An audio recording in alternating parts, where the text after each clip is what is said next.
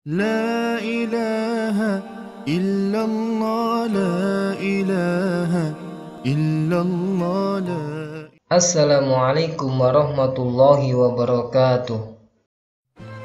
Dulu di sebuah negara besar yang bernama Turki, beberapa tahun yang lalu ada rombongan jamaah haji yang akan berangkat. Kemudian di bandara itu diumumkan bahwa sebentar lagi pesawat akan segera berangkat. Maka para penumpang pesawat yang akan berangkat dari bandara Istanbul, Turki menuju Makkah diminta untuk segera menaiki pesawat. Ketika seluruh penumpang yang dimaksud sudah naik, tiba-tiba ada seorang nenek yang tidak mau naik ke dalam pesawat. Alasan nenek itu sederhana, karena barusan mendengarkan suara adzan. Sebelum pesawat itu berangkat, nenek ini mendengarkan suara adzan. Beliau lebih memilih untuk sholat dulu dibandingkan dengan naik ke pesawat. Walaupun sebenarnya secara hukum fikih dibenarkan bagi orang yang sedang dalam bepergian, dalam perjalanan, untuk melakukan sholat qasar ataupun sholat jamak. Tetapi beliau tidak melakukan itu. Beliau lebih memilih tetap tinggal di bandara walaupun pesawat itu berangkat. Karena ibu ini yakin bahwa siapapun yang bertakwa kepada Allah, siapapun yang mengikuti perintah Allah, yang taat kepada Allah, yang sungguh-sungguh dia patuh kepada perintah Allah dan Rasulnya, patuh kepada perintah agama, tidak lalai kepada kewajibannya, maka Allah pasti tidak akan pernah melalaikannya. Setelah beberapa kali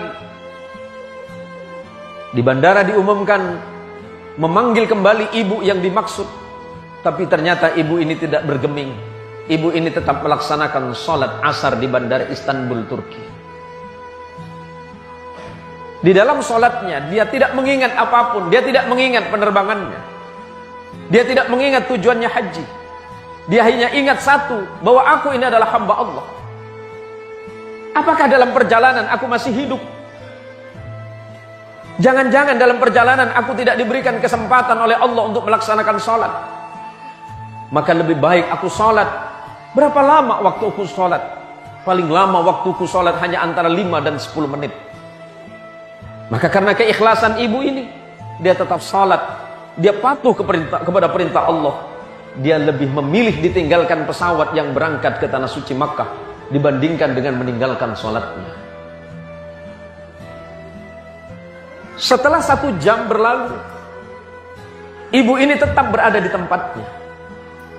Dan tiba-tiba pesawat tadi yang sudah berangkat kembali lagi ke bandara. Apa alasannya?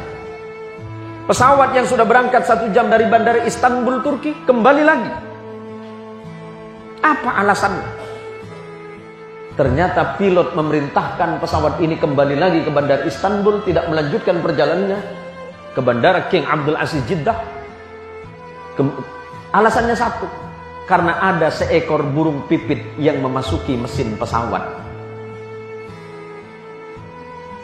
Dan ini di luar akal, ini di luar nalar. Karena tidak mungkin baling-baling pesawat yang begitu cepatnya bisa dimasuki oleh apapun. Jangankan seekor burung pipit, bahkan debu sekalipun akan susah untuk masuk. Tapi disitulah Allah menunjukkan kehebatan dan kekuasaannya. Allah dengan kemahaagungannya membuktikan bahwa barang siapapun yang bertakwa kepada Allah dengan sebenar-benarnya, dia tidak akan pernah dibuat susah oleh Allah.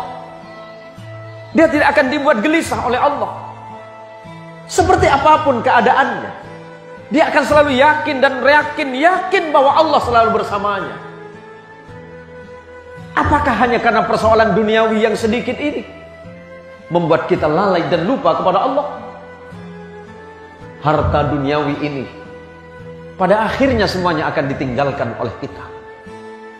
Pilihan hidup hanya 2. Kita yang meninggalkan atau kita yang ditinggalkan. Apakah kita akan meninggalkan harta atau harta yang akan meninggalkan kita?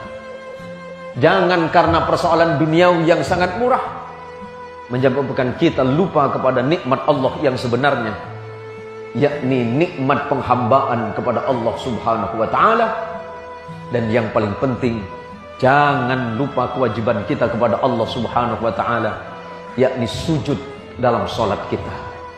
Semoga sujud kita ini semuanya diterima oleh Allah Subhanahu wa taala. Semoga amal ibadah dan amaliyah kita sehari-hari semuanya niscaya mendapatkan ridha dari Allah Subhanahu wa taala kelak di hadapan Allah, kelak di hadapan Rasulullah Muhammad sallallahu alaihi wasallam. Mungkin tidak banyak amal yang bisa kita banggakan, mungkin tidak banyak salat kita, mungkin tidak banyak sujud kita, mungkin tidak banyak zikir kita, mungkin sangat sedikit sedekah kita, mungkin sangat sedikit kebaikan-kebaikan dalam hidup kita. Tapi siapa tahu di antaranya ada satu sujud yang diterima oleh Allah Subhanahu wa taala, dan satu-satunya kebanggaan kita sebagai hamba Allah adalah sujud kita kepada Allah Subhanahu wa taala. Alhamdulillah.